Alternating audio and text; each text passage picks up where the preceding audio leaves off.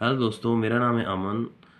आप सबका स्वागत है आपके अपने यूट्यूब चैनल पे जिसका नाम है अमन ट्यूटोरियल। सो आज हम पढ़ने जा रहे हैं स्टेराइल फॉर्मूलेशन। स्टेराइल फॉर्मूलेशन का मतलब होता है कि कुछ जो भी हम फॉर्मूलेशन बना रहे हैं, चाहे वो इंजेक्शन बना रहे हैं, एयर ड्रॉप्स, आई ऑइंटमेंट्स बना रहे हैं, आई ड्रॉप्स बना रहे हैं, वैक्सीन बना रहे हैं, वो उनको हम स्टेराइल करेंगे, उनको बैक्टीरिया फ्री करेंगे। सो इसलिए हम इसको स्टेराइल फॉर्मेशन पढ़ेंगे, ठीक है। अगर दोस्तों आप पेरेंटल प्रोडक्ट्स भी पढ़ेंगे ना, तो वो भी उसमें भी ये आप इसको कंसिडर कर सकते हैं, क्योंकि हम स्टरलाइज जो पेरेंटल प्रोडक्ट्स हैं उनकी भी स्टरलिटी करते हैं, उनको भी बैक्टीरिया फ्री करते हैं। कौन कौन से मेथड है, आप स्टरलाइजेशन की जो मैंने वीडियोस बनाई हुई है जिसमें मैंने बताया हुआ कि स्टरलाइजेशन क्या है और कौन कौन से उसके मेथड्स हैं स्टरलाइजेशन के, आप वहाँ से देख सकते हैं। आपको क्लियर हो जाएगा कि why we have to call the parental product as a sterile formulation. So दोस्तों, आज का जो हम टॉपिक पढ़ेंगे इसमें हम पढ़ेंगे कि इसमें हम जितनी भी स्टराइल फॉर्मुलेशन हैं, चाहे वो आई ड्रॉप्स हैं, चाहे वो आई ऑइंटमेंट्स हैं, चाहे वो वैक्सीन हैं, इन सब के बारे में पढ़ेंगे कि भैया हम इनकी स्टरलिटी क्यों करते हैं, ठीक है ना। सो इसमें हम इसकी डेफिनेशन के बारे में देखेंगे, एडवांटेज डिसएडवांटेज के बारे में देखेंगे, कैसे ये बनते हैं, कौन से ड्रग्स यूज़ किए जाते हैं, कौन से एडिटिव यूज़ किए जाते हैं, एक आइसोटोनिसिटी के बारे में भी हम बात करेंगे कि वो क्या होती है, और इनके जो प्रोडक्शन प्रोसीजर है कि कौन कौन से जो स्टेप्स हैं इसमें आ जाते हैं जब हम इसको प्रोडक्शन करते हैं, ठीक है ना। सो फॉर्मुलेशन के बारे में पेरेंटल प्रोडक्ट्स की करेंगे कि कौन कौन से हम जब ड्रग्स कौन से यूज़ करते हैं, एडिटिव कौन से यूज़ कर सकते हैं, और जो प्रोडक्शन फैसिलिटी एरिया वाइज इनको हमने कौन कौन से एरियाज जो हैं पर्टिकुलर डिवाइड किए होते हैं। सो ज़्यादा टाइम वेस्ट ना करते हैं, हम टॉपिक की तरफ चलते हैं। सो पहले हम दोस्तों बात करते हैं जो आई ड्रॉप्स होते हैं। जो आई ड्रॉप्स होते हैं आंखों में डालते हैं, जो पायरोजन फ्री। पायरोजन का मतलब होता है कि ये हमने ये हमने जो आते हैं जो फीवर कॉज करते हैं, ठीक है ना, जो फीवर कॉज करते हैं उनको हम पायरोजन बोलते हैं, ठीक है ना। सो ये जो इतने भी आई ड्रॉप्स होते हैं ये क्लियर सोल्यूशन होने चाहिए। सो इसमें एक्टिव मेडिकामेंट होगा जिसे हम एक्टिव फार्मास्यूटिकल मेडिकामेंट कहेंगे, और उसको हम डिजोल्व करेंगे इन सॉल्वेंट में। और ये बैक्टीरिया फ्री और माइक्रोब्स या बैक्टीरिया फ्री होने चाहिए, और साथ ही साथ ये पायरोजन फ्री होने चाहिए। ये हम अप्लाई करते हैं आइस पे, ठीक है। सो ये तो हो गया इसका। उसके बाद टाइप्स ऑफ बेस, क्योंकि कौन कौन से व्हीकल पे हम इसको डिजोल्व करते हैं, जो हमारा मेन मेडिकामेंट होता है। यहाँ तो हम उसके लिए एक्वस सॉल्वेंट यूज़ करेंगे, यहाँ इसमें नॉन एक्वस करेंगे। अगर हम एक्वस में आता है वाटर एज हम बेस लेंगे, और अगर नॉन एक्वस में हमें ऑयल एज अ बेस लेंगे, ठीक है ना। सो और हमने क्या इसके बारे में पढ़ना है, हमने पढ़ना है कि भाई जो on the basis of the nature. So जो नेचर के अकॉर्डिंग है कि जो आई सोल्यूशन आई ड्रॉप्स होते हैं, सो उसमें क्या है कि जो सल्यूट होगा उसको हम डिज़ोल्व करेंगे एक पर्टिकुलर सॉल्वेंट में, ठीक है ना। सो इसके जो आप नेचर के अकॉर्डिंग अगर देखे जाए तो एक सोल्यूशंस होते हैं, सस्पेंशंस होते हैं और इमल्शंस होते हैं, ठीक है ना, जो ये स्टेराइल फॉर्मुलेशंस होती हैं, ठीक है ना। सो सोल्यूशन किन से बनता है, एक सॉल्वेंट होता है, एक सल्यूट होता है, उसे हम सोल्यूशन बोलते हैं। सस्पेंशन होता है जिसमें इनसॉल्युबल ड्रग जो होती है वो हम डिज़ोल्व करते हैं सॉल्वेंट में, ठीक है ना।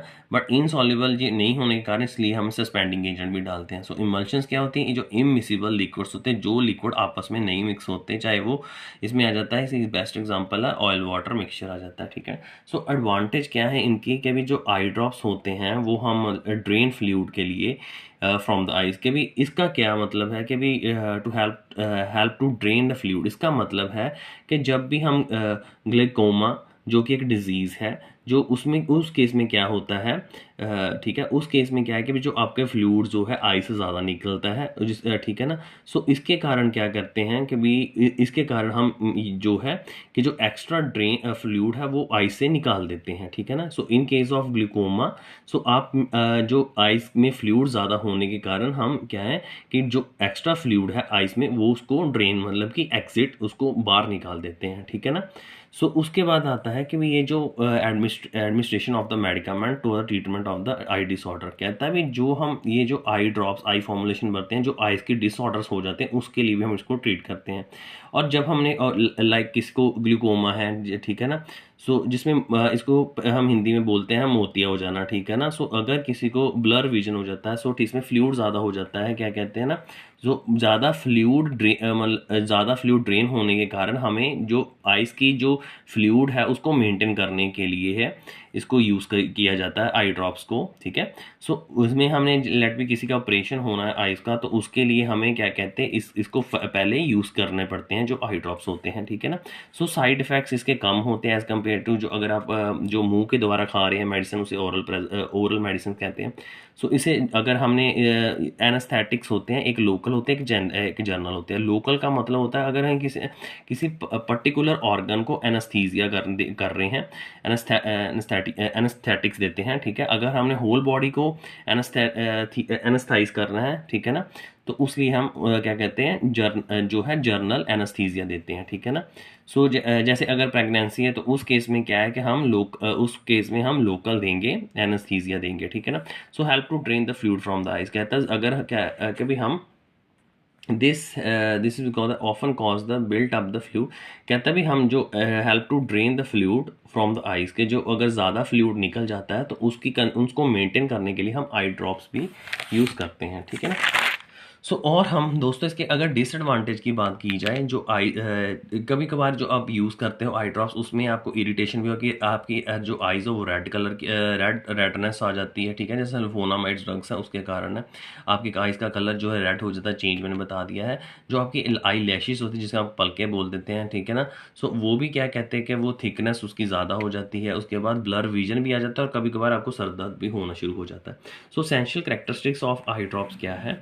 सो ये एक स्टेरॉइड होना चाहिए। दोस्तों आपकी आंखें बहुत कीमती हैं, ठीक है ना। सो इसके लिए कि अगर आप कोई ऐसा सब्सटेंस अपनी आइज़ में डालते हैं जिसके अंदर ऑलरेडी बैक्टीरिया है तो वो आपकी आइज़ को क्या कहते हैं ख़राब कर देगा, ठीक है ना, आपकी विजन को ख़राब कर देगा। सो आपके जो जो जितने भी आप ये बना रहे हैं आई ड्रॉप्स जितने भी, ठीक है, सो जितने भी स्टेरॉइड प्रोडक्ट्स बना रहे हैं वो उनकी स्टरलाइजेशन होनी बहुत ज़रूरी है, ठीक है ना। सो आप स्टरलाइजेशन में मेरी वीडियोस में देखना कि भी कौन कौन से स्टरलाइजेशन क्या होती है और उसके मेथड कैसे हैं, कोई के स्टरलाइजेशन क्या होती है, कैसे हम स्टरलाइजेशन करते हैं, ठीक है। सो उसके बाद है they should be the isotonic. Isotonic का मतलब दोस्तों हमारी जो क्या कहते हैं आइस में जो सोडियम क्लोराइड है उसकी कंसनट्रेशन होती है 0.1 नॉर्मल NaCl, ठीक है ना। सो जो भी हम लिक्विड बना रहे हैं ना उसमें 0.1 नॉर्मल NaCl होना चाहिए, ठीक है। NaOH नहीं, NaCl मतलब नमक होना चाहिए, ठीक है। अगर ऐसा नहीं होगा कि अगर हम जो फॉर्मुलेशन बनाई है अगर हमने 0.1 नॉर्मल उसमें NaCl की कंसनट्रेशन नहीं है और क्या ठीक है, तो क्या होगा कि भी जो हमने फॉर्मुलेशन तो हमारे आइस में जो सोडियम क्लोराइड की कंसनट्रेशन है that is point one normal NaCl, और अगर हमारे उसमें जो प्रेपरेशन है उसमें 0.1 नॉर्मल NaCl नहीं होगा तो हमें इरिटेशन होगी, जलन होगी। सो ये मैंने बताया कि जितने भी जो हमारे आई ड्रॉप्स हैं ये क्या है फॉरन इसमें कोई बैक्टीरिया नहीं होना चाहिए, इसको हमें अच्छी तरह प्रिजर्व करना चाहिए, ठीक है ना। और इसको क्या कहते हैं इसकी स्टेबिलिटी स्टोरेज में ख़राब नहीं होनी चाहिए, ठीक है ना। सो उसके बाद हम आई ऑइनमेंट्स की बात करते हैं। सो आई ऑइनमेंट जो है वो एक सेकंड स्टरलाइल जो है फॉर्मुलेशन है। इसमें क्या है कि ऑइनमेंट्स जैसे बाम होती है, ठीक है ना, वो भी उसको ऑइनमेंट बोला जाता है। सो ये कंसनट्रेटेड होती है एज कम्पेयर टू सोल्यूशन के अकॉर्डिंग, ये सेमी सॉलिड की बनी होती है, साथ ही साथ ये स्टराइल, इसकी भी स्टरलिटी करनी पड़ती है। So that's why we have to consider in the sterile formation. So इसके ही हम आइज पे अप्लाई करते हैं। ये इसकी एक फॉर्मुलेशन बताई हुई है जिसमें सॉफ्ट पैराफिन हमने कितनी यूज़ करनी है, 80 ग्राम यूज़ करनी है। Yellow soft paraffin, liquid paraffin कितनी यूज़ करेंगे, ये सो API हमारा जो मेन ड्रग होगा और ये सारे उसके एक्सीपियंट्स हैं, एडिटिव्स कह सकते हैं, ये जो ऐड किए हैं ताकि हम आई ऑर्नामेंट्स को तैयार कर सकें। आई लोशंस की बात करें तो आई लोशंस में कोई भी मेडिकामेंट यूज़ नहीं होगा। सो ये इसलिए यूज़ किए जाते हैं ताकि वो डस्ट इरिटेशन या हमारी आइज़ को अच्छी तरह दिख सके, क्लियर दिख सके। ये भी कंसनट्रेटेड एक्वा सॉल्यूशंस होते हैं और इसको डिल्यूट किया जाता है पानी के साथ, ठीक है। So sterile aqua solutions in the कहता है उसमें कोई मेडिकामेंट नहीं होती। सो इसमें ये अब हमें कंसनट्रेटेड फॉर्म में मिलती है और हम इसको डिल्यूट कर देते हैं इसमें वाटर डाल के। सो ये एक कहते हैं जैसे मैंने बता दिया सोडियम क्लोराइड और सोडियम कार्बोनेट है, इसको हम सॉल्वेंट में डाल के उसके बाद इसकी स्टरलाइट करके इसको यूज़ करते हैं एज अ स्टराइल लोशन, ठीक है। सो उसके बाद हम पेरेंटल प्रोडक्ट्स की। सो दोस्तों आप बोल रहे होंगे कि भी ये स्टराइल फॉर्मुलेशन में, सो दोस्तों पेरेंटल भी एक तरह की क्या है जो है वो एक स्टरलाइल फॉर्मुलेशन ही है क्योंकि हम इसकी भी स्टरलिटी करते हैं, ठीक है। सो इसमें क्या होता है कि भी जो इसमें क्या है कि जो पेरेंटल प्रोडक्ट्स होते हैं इसकी स्टरलिटी करते हैं। सो इसमें क्या है कि डायरेक्ट जो हम यूज़ करते हैं, इंजेक्शन यूज़ करते हैं, ये भी स्टरलाइल फॉर्मुलेशन है, इसको ही हम पेरेंटल प्रोडक्ट्स बोलते हैं। ये सीधा ही जाके ब्लड में चले जाते हैं, ठीक है। इसमें ये नहीं कि स्टमक में जाएंगे वहाँ जाकर इसकी वो होगी मेटाबॉलिज्म होगी, लीवर में होगी। सो इसके लिए इसको बोला जाता है कि नो फर्स्ट पास मेटाबॉलिज्म, कि भी इसकी मेटाबॉलिज्म नहीं होगी, जितनी हमारे हमने लेट बी 50 ml अगर ड्रग यूज़ की है, अगर हमने ब्लड में की है, तो वो उसकी कोई ADME में वो डिस्ट्रॉय नहीं होगी। जितनी हमने यूज़ की है, जितनी हमने ड्रग ली है, उतनी ही जाके वो ब्लड में मिल जाएगी। ये नहीं कि भी वो कितनी जो वहाँ टूट जाए, स्टमक में जाके रह गई है, लीवर में रह गई है, या ऐसा नहीं है। जितनी मतलब जैसे लेट बी अगर हम जिसमें फर्स्ट क्लास मेटाबॉलिज्म होता है, ठीक है, नो फर्स्ट क्लास मेटाबॉलिज्म, जिसमें फर्स्ट क्लास मेटाबॉलिज्म है, उसमें क्या है कि 500 अगर हमें ड्रग दी है अगर हमें, तो वो जाके हमारे ADME में डिस्ट्रॉय हो जाती है, और हमें सिर्फ हमारी जो ड्रग है वो सेप्टेक्सस 300 ही जाके ml जुड़ती है। बट अगर हम पेरेंटल प्रोडक्ट की बात करें, तो जितनी हमने ड्रग की है, क्योंकि अल्टीमेटली हमने ब्लड पे पहुंचानी होती है, सो ये है कि मेटाबॉलिज्म में सारी जो ड्रग है जो 200 ml है वो ख़राब हो जाएगी। बट अगर हम यूज़ करेंगे पेरेंटल प्रोडक्ट को, सीधी ही डायरेक्ट जाके मिल जाएगी ब्लड में। सो बायो अवेलेबिलिटी जो है, बायो मतलब लाइस होते हैं, अवेलेबिलिटी के जो ड्रग की अवेलेबिलिटी है ब्लड में, वो कितनी हो जाती है, वो पूरी ही मिलती है जितनी हमने उसको ली है, हमने ड्रग ली है। सो पेरेंटल का मतलब होता है बियॉन्ड, सो बियॉन्ड GIT। सो इसलिए अगर GIT में होगा फिर फर्स्ट वार्ड मेटाबॉलिज्म होगा, मतलब उसकी ADME होगी। बट अगर पेरेंटल है तो सीधा है, क्योंकि ADME होने के बाद वो कहाँ जाएगी, ब्लड में। सो ये इंजेक्शन जो पेरेंटल प्रोडक्ट है हम सीधा ही ब्लड में कर देते हैं, और इसमें बायोबिलिटी ज़्यादा होती है और ये काफ़ी इफेक्टिव होती है।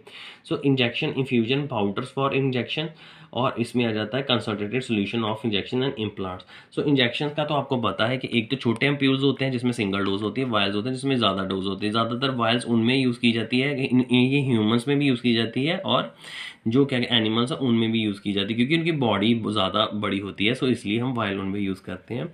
सो इसमें क्या है कि भी क्या कहते हैं, इसको मल्टीपल वायल को हम वायल को मल्टीपल टाइम यूज़ कर सकते हैं, एम्प्यूल को हम वन टाइम ही यूज़ कर सकते हैं। इंजेक्शन जो है वो क्लियर होते हैं, उसमें एक्टिव मेडिकामेंट भी होती है, सॉल्वेंट होता है, पायरोजन फ्री होते हैं। पायरोजन वो जो फीवर कॉज करते हैं, और जो ये हम स्ट्रिंज के थ्रू ब्लड में डालते हैं इसको, इंजेक्शंस को। सो इन्फ्यूजन्स क्या होते हैं, इन्फ्यूजन्स का मतलब होता है कि भी जो हम आपने देखा होगा कि आप जब किसी पेशेंट को यहाँ पर एक पॉलीथीन में जो ड्रग डाली होती है, वो एक तरह के इन्फ्यूजन्स होते हैं, या इसमें पाउच पैकेट्स होते हैं जिसमें जो है मेडिकामेंट जो है वो सॉल्वेंट में डिजोल्व कर देते हैं। अगर लार्ज वॉल्यूम में हमने क्या है देनी है, क्या देनी है, ड्रग देनी है। सो लार्ज वॉल्यूम में ड्रग देनी है तो हम इन्फ्यूजन यूज़ करते हैं। So given to in the form of IV। So intravascular जो है इसको हम इंट्रावेनस जो है हम इसको यूज़ करते हैं, ठीक है ना। सो इन्फ्यूजन जब आपने देखा होगा कि एक पाउच पैकेट लगाया होता है, उसमें ड्रग जो इंसर्ट कर देते हैं, और जो धीरे धीरे ड्रग जो है जो IV में के थ्रू जाती है किसके, पेशेंट के, ठीक है। सो पाउडर फॉर इंजेक्शन का मतलब कि पाउडर होगा, और पाउडर और इंजेक्शन में और इंजेक्शन है तो इसमें लिक्विड तो है नहीं, सो इसलिए हमें वाटर फॉर इंजेक्शन इसको यूज़ करना पड़ता है, और जो वाटर हम यूज़ करें that should be the steroid, ठीक है। उसके बाद आता है कंसनट्रेटेड सोल्यूशन आती है। सो इसमें जो ड्रग होगी वो इस कंसनट्रेटेड फॉर्म में होगी, और उसको हम क्या कहते हैं, वाटर के साथ डिल्यूट भी करेंगे, ठीक है। सो ये कंसनट्रेटेड सोल्यूशन है, ठीक है ना। कंसनट्रेटेड मतलब गाढ़ा हो, तो और सोल्यूशन इसलिए क्योंकि इसमें सॉल्वेंट भी है और सोल्यूट भी है। इम्प्लांट का मतलब होता है कि भी जो बॉडी में हम इंसर्ट कर देते हैं, जो आपने देखा होगा टीथ में भी इम्प्लांट्स कर देते हैं, और धीरे धीरे ड्रग जो है रिलीज हो जाती है। सो ये इम्प्लांट्स वो ऐसी डिवाइस होती हैं जो हम अपने टीथ पे इंसर्ट कर जाते हैं, बॉडी पे इंसर्ट कर जाते हैं, और जिनका जो बॉडीज में धीरे धीरे एक्टिविटी डिस्चार्ज होती है। अब फ़ायदा क्या है पेरेंटल, और नुकसान क्या है पेरेंटल प्रोडक्ट्स का। पेरेंटल प्रोडक्ट्स जो हैं वो एक तो पहले बात इमीडिएट रिस्पॉन्स होगा, क्योंकि सीधा ही ब्लड में चली जाएगी, ठीक है। नो अब्जॉर्प्शन होगा, नो फर्स्ट क्लास मेटाबॉलिज्म होगा, सीधा IV में चली जाएगी। और साथ ही साथ हम अनकॉन्शियस पेशेंट्स को भी ये इंजेक्शंस लगा सकते हैं। सो इंट्रामस्कुलर जो टिश्यूज़ में मतलब इन टिश्यूज़ में डायरेक्ट ड्रग मिल जाती है, सो इंट्रामस्कुलर भी आपको यूज़ कर सकते हो, ठीक है ना। जो आपके हिप होते हैं उसमें मसल ज़्यादा होता है, आपकी आर्म्स वहाँ जहाँ मसल ज़्यादा है, सो रिलीज़ ये वहाँ से फिर टिश्यू से रिलीज़ धीरे धीरे होती है, ठीक है ना। और फ्लूइड बैलेंस भी हम कर सकते हैं। मैं आपको बताऊंगा कौन कौन से इलेक्ट्रोलाइट बैलेंस और फ्लूइड्स हैं जिनसे हम यूज़ करते हैं हम पेरेंटल प्रोडक्ट्स में, ठीक है। सो उसके डिसएडवांटेज ये है क्योंकि एक तो कॉस्टली बहुत है, एक्सपेंसिव बहुत है, और दूसरा ये एक्सपेंसिव और कॉस्टली में सेम थिंग, और the trend person he IV लगा सकता है, और स्टेराइल इसमें कंडीशन मेंटेन रखनी पड़ती है, ठीक है। और इसमें है कि भी आप हाँ, और उसमें उसके बाद आ जाता है कि इसकी जर्नल रिक्वायरमेंट्स क्या कौन कौन सी है। जर्नल रिक्वायरमेंट में बात करें तो एक तो पहले तो इसकी स्टेबिलिटी है कि भी आपको फिजिकली और केमिकली स्टेबिलिटी होती है। फिजिकली मतलब आप अगर लाइट टेम्परेचर का भी आपको ध्यान रखना पड़ता है तो क्योंकि उसकी स्टेबिलिटी, वो जो ड्रग्स की स्टेबिलिटी होगी वो ख़राब हो जाएगी, लाइट टेम्परेचर इफेक्ट करेगा उस ड्रग को। केमिकली के भी ये नहीं कि जो केमिकल हमने डिजोल्व किया है दूसरे, मतलब जो केमिकली भी इंट्रैक्शंस होगी वो ना हो, क्योंकि अगर दो केमिकल आपस में उससे क्या होगा कि ड्रग ड्रग इंट्रैक्शंस हो जाती हैं और कभी कभी वो इंट्रैक्शन हमारे लिए हार्मफुल भी हो जाती हैं, ठीक है ना। सो दो केमिकल आपस में रिएक्ट करके कोई टॉक्सिक सब्सटेंस ना हो, ऐसा भी इसको हमने ध्यान में रखना है, ठीक है। ठीक है, सो इसमें क्या है, केमिकली भी वो स्टेबल होने चाहिए, ये नहीं कि हमने दो केमिकल को आपस में मिक्स किया और वो जाके अनस्टेबल हो जाए, ठीक है। सो उसके बाद आता है स्टरलिटी, किया जाता है कि जो हम जितने भी ये बनाएंगे, पेरेंटल प्रोडक्ट्स बनाएंगे, इसलिए हम स्टेराइल फॉर्मुलेशन पढ़ रहे हैं। तो इसमें आई ड्रॉप्स भी आ जाते हैं, आई ऑइंटमेंट्स भी आ जाते हैं और साथ ही साथ पेरेंटल्स भी आ जाते हैं। पेरेंटल के आगे सब क्लासिफिकेशन अलग है। सो आई की मैंने बताई, उसकी सब क्लासिफिकेशन मैं पहले पढ़ा चुका। तो जितने भी पेरेंटल प्रोडक्ट हैं वो हमने ब्लड में डालें। सो हमने ध्यान रखना है कि हमारी इसकी स्टरलिटी हो जितनी भी हमारे जो मेडिकामेंट की, ताकि भी वो हमारे ब्लड में जाके आगे बैक्टीरिया ग्रोथ ना कर सके।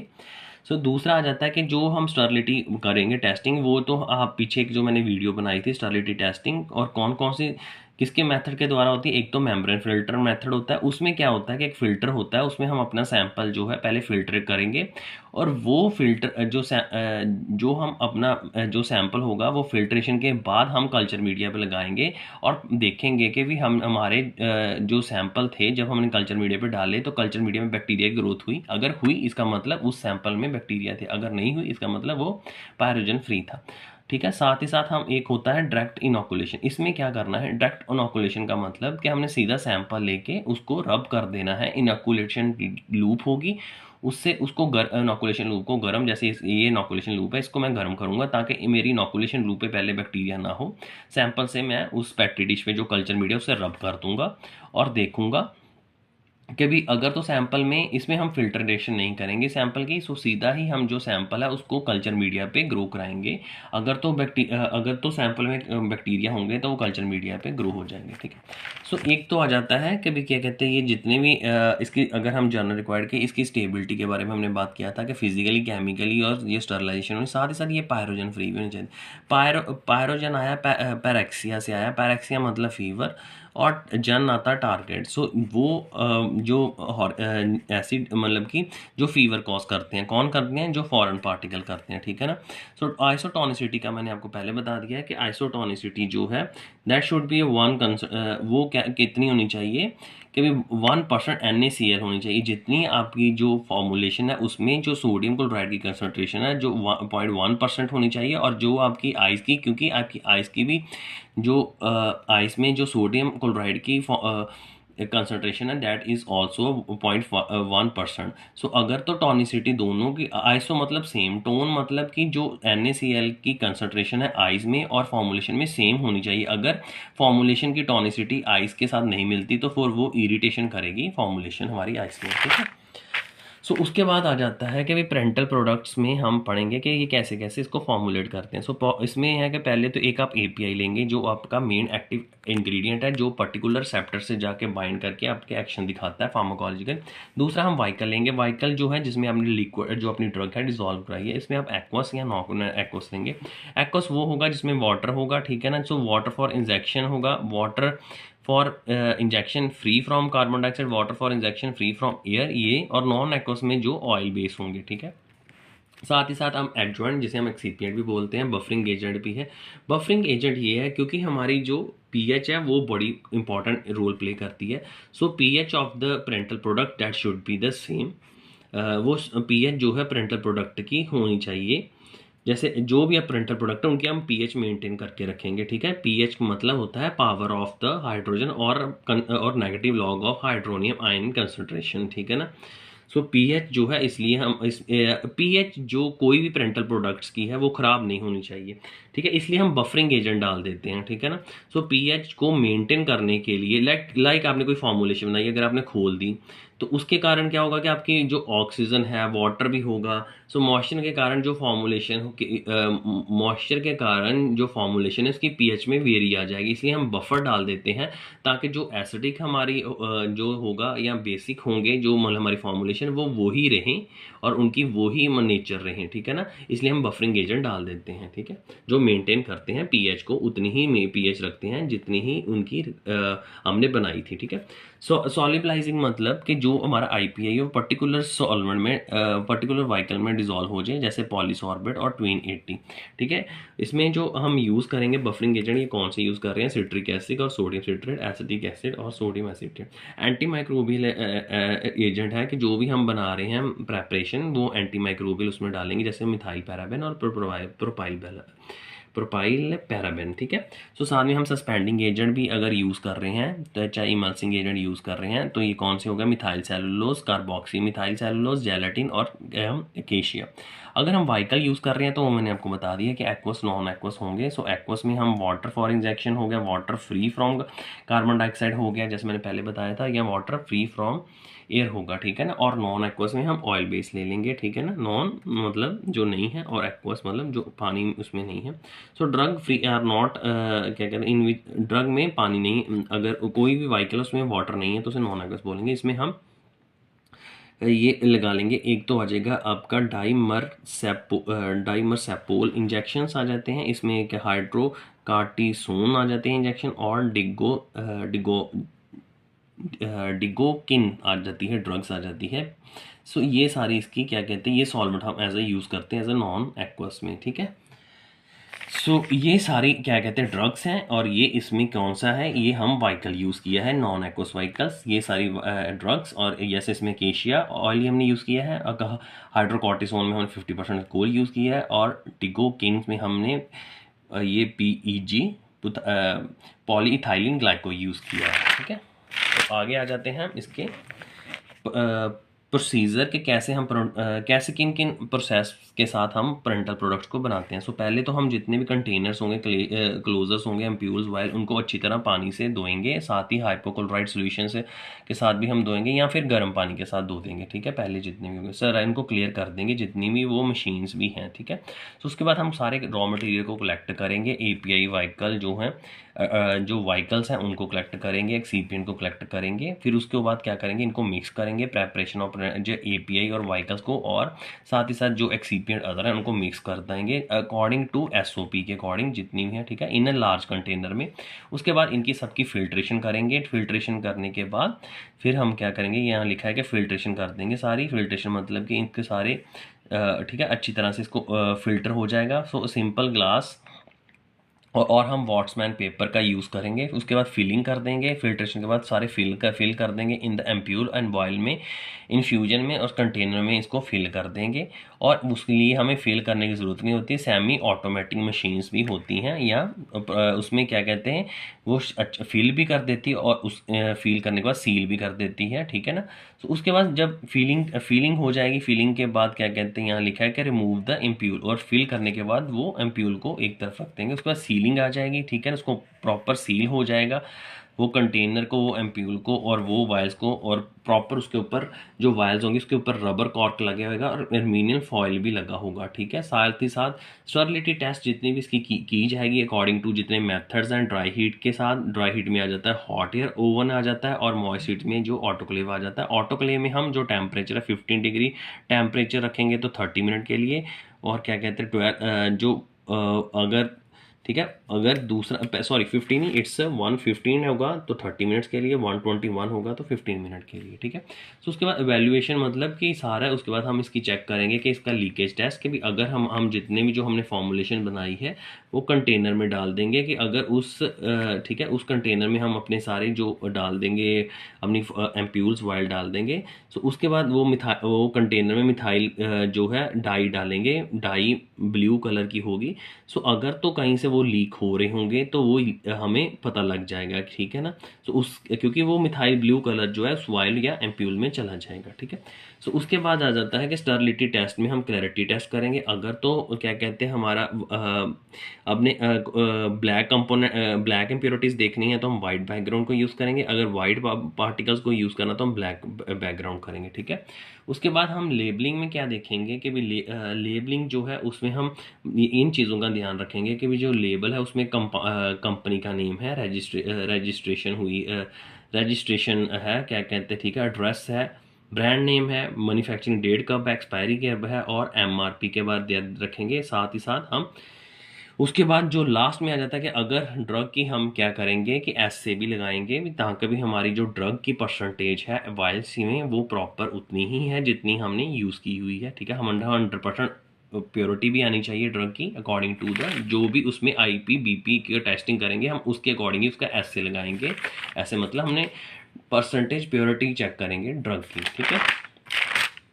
उसके बाद आ जाता है दोस्तों कि भी हम बात करेंगे प्रोडक्शन फैसिलिटीज़ कि जब हम बनाते हैं तो जो फैसिलिटीज़ होनी चाहिए पेरेंटल प्रोडक्ट्स में, ठीक है ना। सो पहले तो क्लीन अप एरिया होना चाहिए, सो जहाँ पर जो है क्लोजर्स कंटेनर वायल्स एम्प्यूल जहाँ पर क्लीन होने चाहिए। साथ ही साथ जहाँ हमने रॉ मटेरियल भी रखा होगा स्टोर किया होगा, ये एक सेप्टिक नॉन सेप्टिक रूम होता है। और यहाँ पर ठीक है ये सेप्टिक नहीं होगा, सो इसमें जो है बैक्टीरिया और हमने माइक्रोब्स का ध्यान रखना है। सो वॉल जो है प्रॉपर वाइट पेंट होनी चाहिए, सीलिंग भी, एग्जॉस्ट एयर भी होना चाहिए, और जितने भी हैं सो इनका ध्यान रखेंगे इसकी स्टोरेज पे, ठीक है। सो ये जो यहाँ पर क्लीनिंग होगी, ठीक है ना। सो उसके बाद आ जाता है जहाँ क्लीनिंग होगी उसके बाद आता है प्रेपरेशन एरिया, जहाँ पर कि जितने भी इंस्ट्रूमेंट्स हैं या जो स्टेनलेस स्टील के हैं, रस्टिंग तो नहीं लगी, इंस्ट्रूमेंटेशन जहाँ पर होंगे मतलब जहाँ हमारे पड़े होंगे, यहाँ पर हम जो है अपने सारे जितने भी ड्रग्स जो एडजुएंट और सॉल्वेंट को मिक्स करेंगे। थर्ड हमारा एरिया आ जाता है एसेप्टिक एरिया आ जाता है, जहाँ की हम एक जो air tight room air tight होगा, मतलब वो रूम जो है उसमें सेप्टिक एरिया होगा जहाँ पे एक ट्रेंड पर्सन ही जा सकता है, और जहाँ की भी कम से कम लोकोमोशन होगी, ज़्यादा आए जाएंगे नहीं लोग, और वहाँ पर हैपा फिल्टर भी लगा होगा, हाई एफिशिएंटी पर्टिकुलर 8 फिल्टर, जिसकी जो फिल्टर का माइक्रोन होगा 0.3 माइक्रोन होगा, अल्ट्रावायलेट लाइट्स भी, क्योंकि यहाँ ही सारी फीलिंग होगी जितने, क्योंकि रॉ मटेरियल तो हमने यहाँ पर बना दिया, अब एम्प्यूल्स और वायल में यहाँ ही फीलिंग होगी, तो ये एसेप्टिक एरिया होगा। यहाँ तो सारा मटेरियल हमने वायल जितने भी वहाँ स्टोर किया होगा। लास्ट में आ जाता है कि जो क्वारंटाइन एरिया होगा कि यहाँ भी क्या कहते हैं कम इंसान जाएंगे, और यहाँ पर प्रॉपर ये स्टोर होगी। जब सारी बन जाएगा, सारी फीलिंग हो जाएगी, तो उसके बाद हम यहाँ पर इसको स्टोर कर देंगे, और इसमें टेस्टिंग अब जब सारा हो गया तो यहाँ से जब सारी प्रॉपर मैन्युफैक्चरिंग होगी तो उसके बाद फाइनल जो है वो टेस्टिंग के लिए जाएगा। सो टेस्टिंग करने के लिए टेस्टिंग के बाद जो है उसके बाद लास्ट में आ जाएगी, ठीक है। सो यहाँ पर वो ड्रग स्टोर होगी जिसकी टेस्ट होगा, ठीक है, और लास्ट में होगा फिनिशिंग और पैकेजिंग एरिया जहाँ के लेबल लगेंगे प्रॉपर जो है, ठीक है। सो इनका क्या क्या लेबल पैकेजिंग होगी, और साथ ही साथ जब प्रॉपर हो जाएगा तो इसको प्रॉपर पैक करके हम फाइनली मार्केट में बेच देंगे, ठीक है। सो जो ये प्रेपरेशंस हो जाती हैं, एक तो जब किसी के अंदर इलेक्ट्रोलाइट्स कम हो जाते हैं, जैसे जब किसी को वॉमिटिंग और डायरिया हो जाता है तो उस केस में हम डेक्स्ट्रो शुगर ये दे देते हैं, इंजेक्शंस दे देते हैं, आईवी के थ्रू देते हैं, तो इसमें न्यूट्राइट लिप्रेंचर 510 ये सारी परसेंटेज कहा जाता है। सोडियम क्लोराइड मैंने बताया था कि ये आइस के लिए आइस की आइसोटोनिसिटी के लिए कि आपकी जो ब्लड में है वो आपके ब्लड में जो NaCl की कंसंट्रेशन होनी चाहिए दैट इज़ 0.9 नॉर्मल, सॉरी पहले मैंने 0.1 बोला था। सो 0.1 नॉर्मल NaC होनी चाहिए ब्लड की, ठीक है। सो कंसंट्रेशन ऑफ सोडियम की, ठीक है। सो उसके बाद Na अगर किसी में देखो जब किसी को वॉमिटिंग और डायरिया होगा तो डेफिनेटली उसके अंदर डेक्सट्रोज की या सोडियम क्लोराइड की कंसंट्रेशन कम हो जाती है, जिसके कारण हम ORS लेते हैं। सो इसमें 0.11 से लेके 0.9 NaCl यूज़ करेंगे, 2.5 से लेके 2.25 डेक्सट्रो यूज़ करेंगे, ये नमक हो गया। सोडियम लैक्टेट इंजेक्शंस हो जाते हैं, ये भी इलेक्ट्रोलाइट लिप्रेंचर है, ठीक है, इसमें कंसंट्रेशन मैंने बताई हुई है। साथ ही साथ मैनिटोल इंजेक्शंस भी हैं। इस मैनिटोल क्या है दोस्तों, ये शुगर होती है जिसमें अल्कोहलिक शुगर होती है जो कि हम यूज़ करते हैं as a sweetening in medicines में। सो इसको हम तब यूज़ करते हैं एज अ डायूरेटिक जब किसी को यूरिन प्रोडक्शन ज़्यादा होती है। मैनिटोल कहता है जब यूरिन प्रोडक्शन ज़्यादा करवानी हो कहता है mannitol use to increase the urine production and use to prevent the medicine condition that are caused by increase in the body. जब बॉडी से या किडनी जब फेलियर हो जाती है उस केस में जो है फ्लूइड की जो है ज़्यादा यूरिन आउटपुट होती है, तो मैनेटोल इंजेक्शन लगाए जाते हैं ताकि इलेक्ट्रोलाइट जो बॉडी में है वो पूरा की जाए। ठीक है ना। सो उसमें क्या कहते हैं 5, 10, 15% होता है और मैनिटोल एंड NaCl इंजेक्शन होते हैं जिसको हम एज अ यूज़ करते हैं, एज अ डायूरेटिक यूज़ करते हैं। इसमें भी इसकी परसेंटेज 5, 10, 15 और 20 होती है और 45 इसमें मैनिटोल की परसेंटेज ये और सोडियम क्लोराइड की ये होती है। ठीक है। रिंगर सॉल्यूशंस हो जाते हैं जब किसी का प्रॉपर जो है सारा इलेक्ट्रोलाइट डिस्टर्ब हो जाता है, उसमें ये सारी कंसनट्रेशंस होती हैं। 0.86 NaCl होता है, पोटाशियम हाइड्रोक्साइड होता है, कैल्शियम। ये सारे इंपॉर्टेंट साइन है सारी हमारी बॉडी के लिए ताकि हमारी बॉडी में इलेक्ट्रोलाइट की कमी ना हो। तो this is was all about the printer products and the you can say about the sterile formulation. Hope है कि आपको वीडियो अच्छी लगी होगी। अगर आपको अच्छी लगी है तो आप प्लीज़ लाइक, सब्सक्राइब और कमेंट कीजिए और इसी तरह से आने वाली नई वीडियोस को देखें, अपने दोस्त को शेयर करें। अगर आपको कोई डाउट्स आती है तो प्लीज़ मेरे को कमेंट सेक्शन में बताएं और thank you for watching the video. Thank you very much.